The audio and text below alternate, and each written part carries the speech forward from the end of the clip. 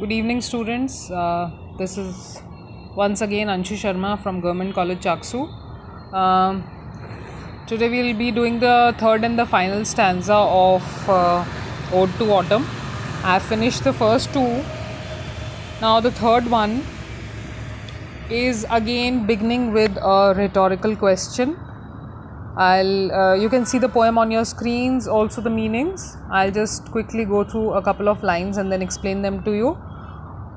Where are the songs of spring? Aye, where are they? Think not of them, thou hast thy music too, while barred clouds bloom the soft dying day and touch the stubble plains with rosy hue. Now, here again, the passage, the stanza begins with a rhetorical question, and where the poet is asking. Again, there's no expectation of any concrete answer, but the poet is questioning that where is the music that characterizes spring? For example, the bird songs, or he repeats this question that where is the music of spring, and why is the music of spring considered to be superior at all? And he says to autumn that it shouldn't think about spring and its typical music, because autumn herself has beautiful music of its own. In the first two stanzas, there was a different kind of description that the poet was giving, especially in the second stanza that we did yesterday. The poet was talking about autumn as personified as a farmer, and the different modes of farming were discussed in the previous stanza. And now here in the concluding stanza, he is now coming to the culmination, and finally he is kind of questioning the fact that romantic poets and romantic poetry is usually associated with springtime, and it is usually associated with the blooming flowers and the happiness, the songs of spring. And autumn has never been the focus of their attention, but Keats is doing something different, and he's focusing on the season of autumn. And he questions now that why are we so fixated with spring? Because if we look carefully, then we'll find that autumn has got a music of its own, and which is equally, if not more, beautiful. Okay.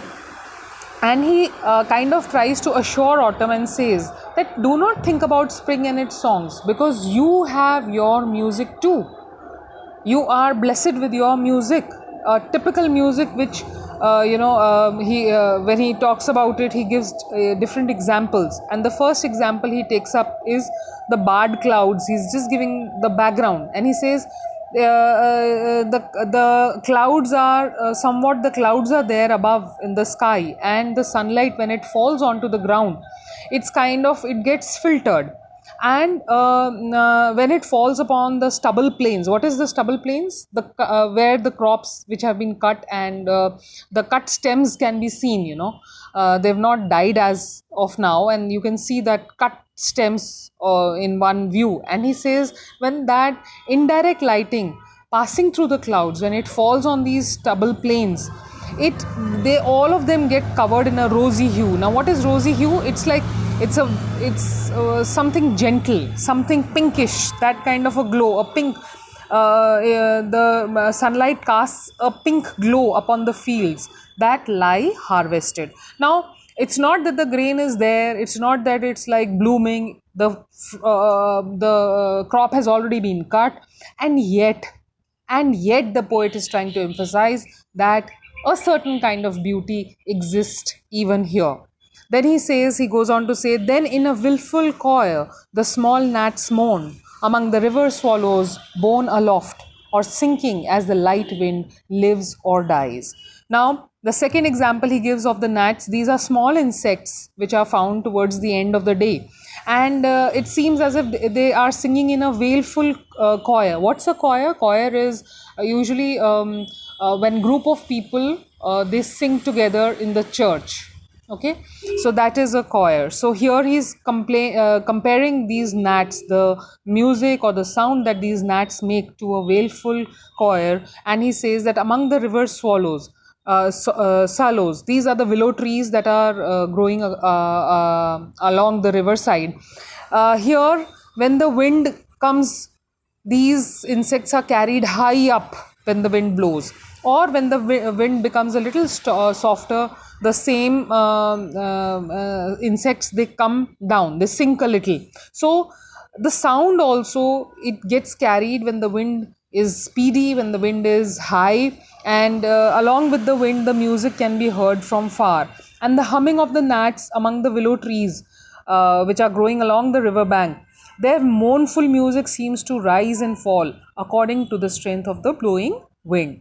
And he says, not only this, the full grown lambs loud bleat from hilly bone.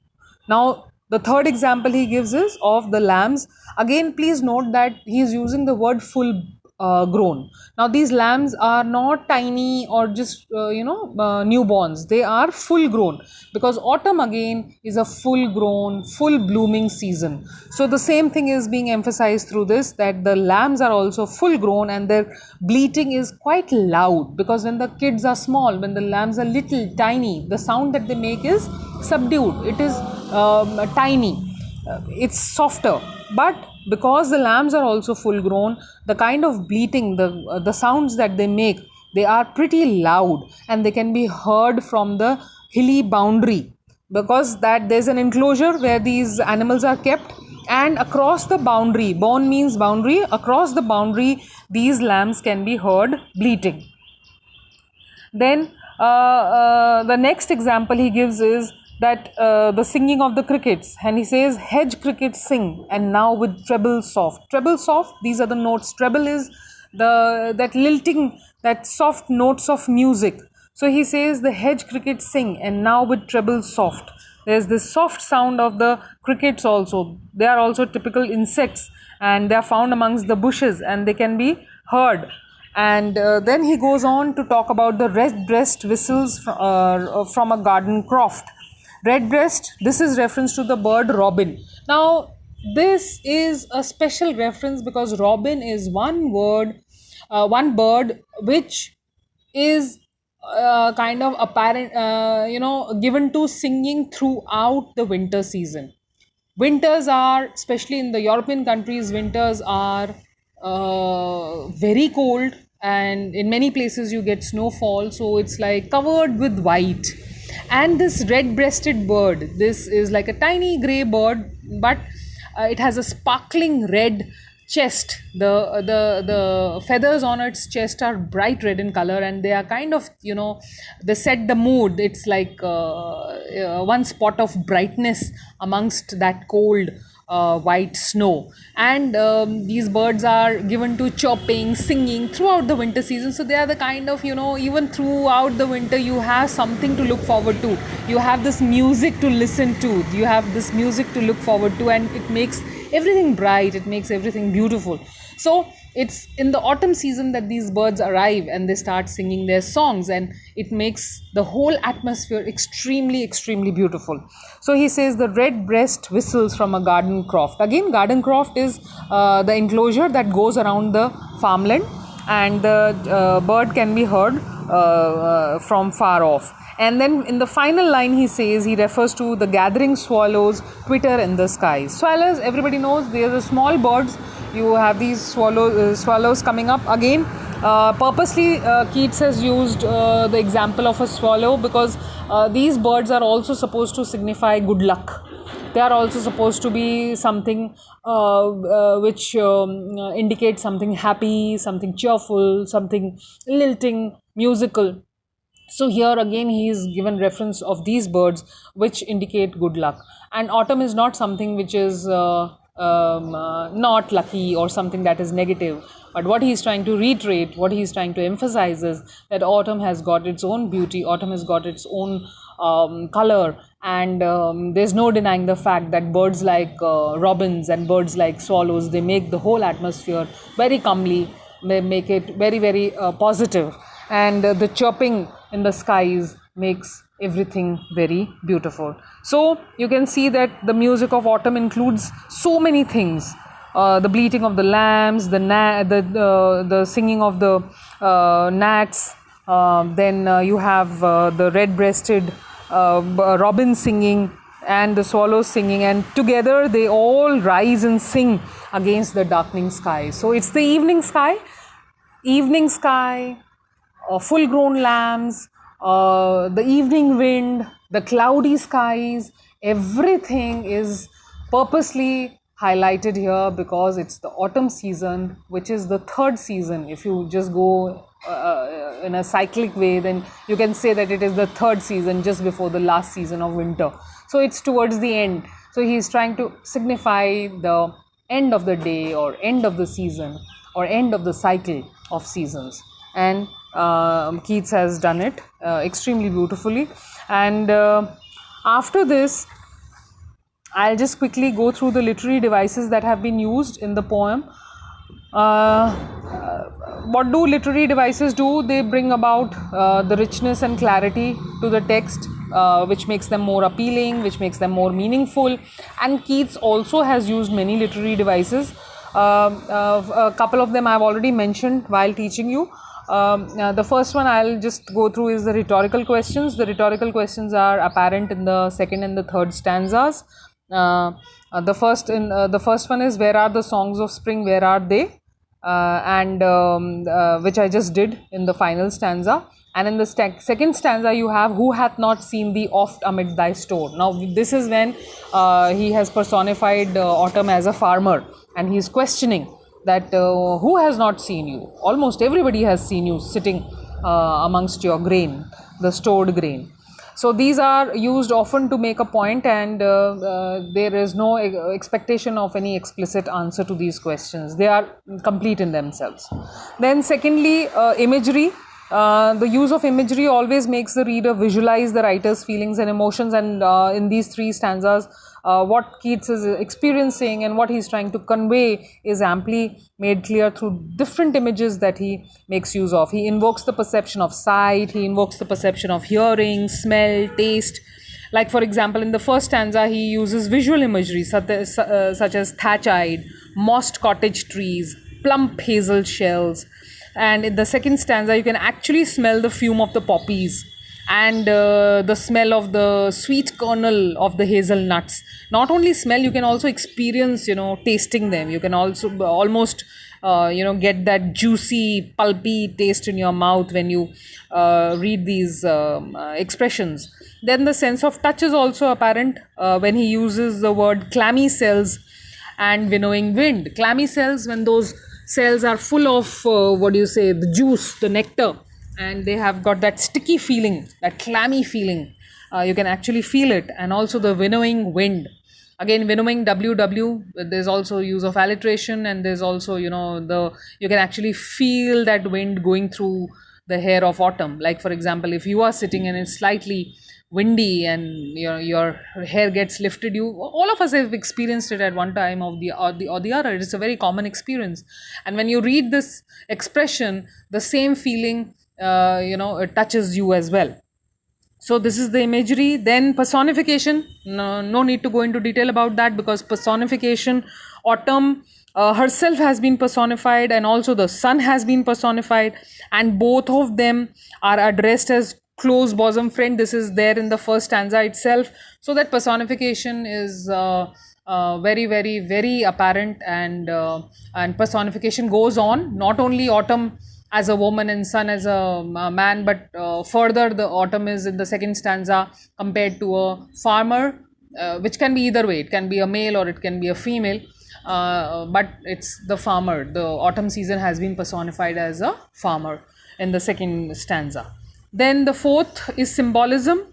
This is again related to personification. Symbolism is here, autumn is symbolized as the female and sun is symbolized as the male, and together they create a music of their own. They kind of conspire to bloom the flowers, and they conspire to laden all the branches with vegetables and fruits.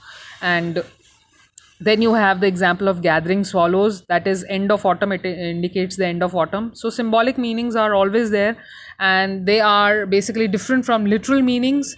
For example, in case of a red-breasted robin also, it's a bird of the winter, but What does it signify? What does it symbolize? It symbolizes hope. It symbolizes a positive end to something which could have been, not so happy. So these are the symbols that are included, and they have been purposely made use of by Keats, because he's trying to say something more than just the examples that he is making use of. Then you have apostrophe. What is that? It is a device used to call someone from afar, and this is apparent in the 12th line when the poet says, "Who has not seen thee often amid thy store?" The second stanza, where I had said the rhetorical question, this is also an example of an apostrophe, because this is like Autumn is an imaginary character, and it is being addressed directly by the poet, and it's as if Autumn is standing somewhere far off, and the poet is kind of addressing her or him from a little distance, from afar. So then you have example of simile. Simile is again in the 19th line. Simile is there when he compares Autumn to a gleaner. What is a gleaner? A gleaner is a gatherer of food that is left. I've already gone into detail with that. I will not repeat it. Then you have assonance. Assonance is repetition of vowel sounds. For example, O, among the river, sallows borne aloft. Here you see line 28, you can see among the river, sallows borne aloft. So O, that O sound. So wherever there's a repetition of the vowel sound, that's known as assonance. Then you have consonance. What is consonance? Where you have repetition of the consonant sounds. For example, in the line, "and touch the stubble plains with rosy hue." Here you see line number 26. It's the sound of T. So T, touch, stubble. That is an example of consonance. Then also, I think I'll give you another example of consonance here. Line number 18, spares the next swath and its twined flowers.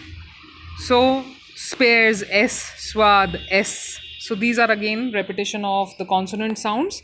So this is example of consonance. Then what are the poetic devices? There are 3 stanzas of 11 lines each, which again I'll just quickly repeat it, because it's usually the stanzas of 10 lines, but here there are 11 lines, because maybe it signifies the idea of a long drawn continuous presence of autumn at its peak, full bloom, reds, rusts, richness, everything is overflowing. So the poem is also overflowing. Instead of 30 lines, you have 33 lines. Then you have the rhyme scheme. Please make note of the rhyme scheme. That's very important. In the first stanza, you have the rhyme scheme of A, B, C, D, E, D, C, C, E. A, B, how? Ness, bless, sun, run. So A, B. Then trees, core and shells. This is C, D, E. And more is rhyming with core, so D again. Then B's and C's, this rhymes with trees, so again CC. And the last one, cells, this is E. Okay, so the rhyme scheme in the first stanza is A, B, C, D, E, D, C, C, E. But in the second and the third stanza, the rhyme scheme changes. I'll just go through the rhyme scheme you can check the second one. I'll just go through with the third one. If you see, again in the first it is A, B, but after that it is C, D, E, C, D, D, E. Okay, day, to, day, hue. So A, B, then mourn, C, aloft, D, dies, E. Okay, and then again C, born, mourn, born, C, and croft, soft, this is D, which rhymes with aloft, and then finally skies, that is E, dies, skies, E. So you can see that there's a slight difference from the first stanza and the second and the third stanza. The second and the third stanza follow the same rhyme scheme, and I had asked you to go through it and try to decipher it yourself. But now I have given you the answer. Please just go through it once. Read, reread, and you'll be able to catch hold of the rhyme scheme. Then again there is the end rhyme. End rhyme again, even in the earlier poems I had told you about the end rhyme, where the last two words are rhyming. Like for example, fullness, bless, sun, run. These are the end stanza, the end rhyme which is called. And the meter that is being used here is iambic pentameter, which consists of 5 iambs. So the poem has been written in the iambic pentameter. So as of now, I think I have completed this poem quite satisfactorily. I have given you all the detailed explanations and all the literary and the poetic devices that have been used. Those also I have talked about. Please go through the whole poem at one go. And finally, one request that kindly download or save these audios, videos wherever, because in case they get deleted by some mishappening, then it will create a problem. So it's a request to all of you students, please go through this, revise, learn, and do your assignments. Once again, thank you very much for your patient listening. Till next time. Bye bye.